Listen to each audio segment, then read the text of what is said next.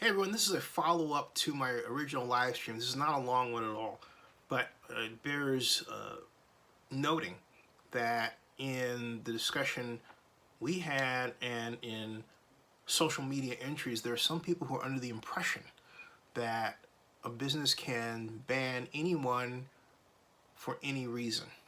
And I'm making this video to explain to you that's not the case at all.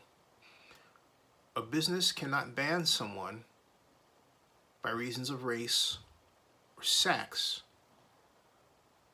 because of Title II of the Civil Rights Act. And that's a section that deals with something called public accommodations. Let me read to you what the Department of Justice, right here, the Department of Justice writes, okay? And all you have to do is, you see the URL right there, okay? I'm going to save you the trouble of straining your eyeballs and read it to you, the important elements of this part of the law. 42 U.S. Code, Section 2000A, Subdivision A. All persons shall be entitled to the full and equal enjoyment of the goods, services, facilities, privileges, advantages, and accommodations of any place of public accommodation as defined in this section, without discrimination on the ground of race, color, religion, or national origin. 42 U.S.C. 2000A.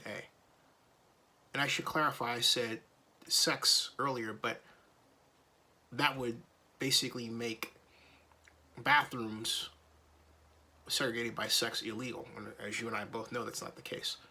But I digress. 42 U.S.C. 2000A Subdivision B. Each of the following establishments is a place of public accommodation within this title if its operations affect commerce or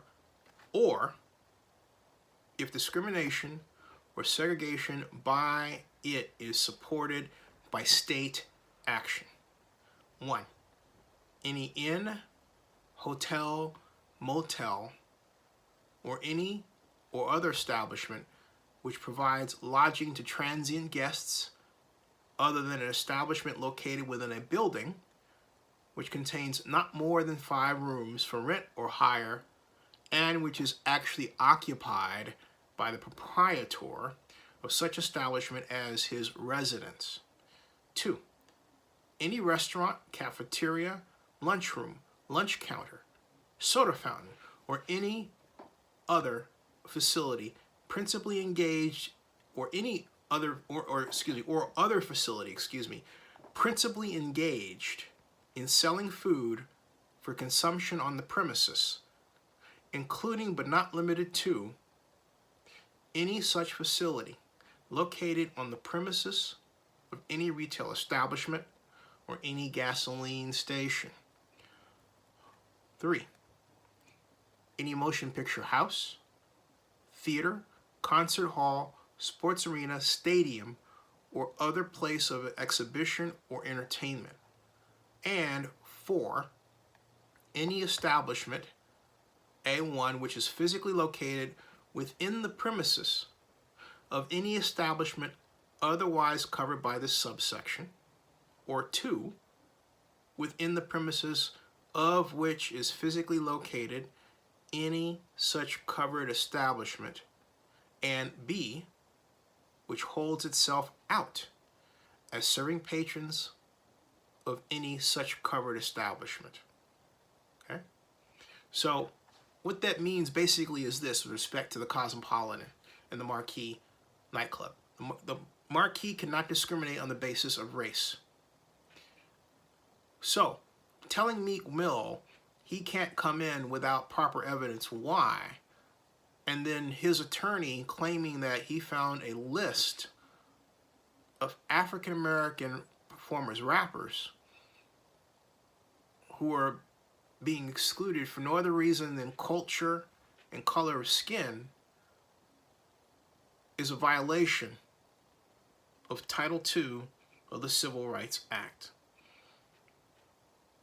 So the Cosmopolitan has some explaining to do here. It can't get off with the idea that Meek Mill did something wrong.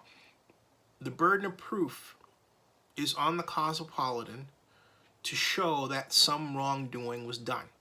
If it can't, it has to let him in. And that's true for anyone else.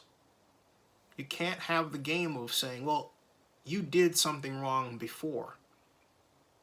If that person was never there before, it doesn't matter. Someone on Twitter wrote that a fight at the Marquee broke out, but Meek Mill wasn't there. Well, and then they went on to say, well, okay, he wasn't there, he left early, and he's just finding out about it. You can't do that. You can't do that. If there was no citation written by a police officer to tie Meek Mill to an incident, you can't then invent an incident to cover up for the fact that you're trying to discriminate against someone because they're black. It doesn't matter that you think, well, there are this class of people who might do a bad thing. Folks, it's the same thing. So you can't do that. The Cosmopolitan can't do that. And it can't, not only can the Cosmopolitan not do that, but no other establishment on the Las Vegas Strip or Las Vegas. If Las Vegas doesn't clean this up as soon as possible, this could kick off a gigantic class action lawsuit like we've never seen before. I don't know by who. That's not my area. But I'm saying that the climate right now exists for a kind of perfect storm of events to happen that would lead to such an outcome. And right now, Las Vegas and Clark County can ill afford anything else keeping visitors away from Sin City.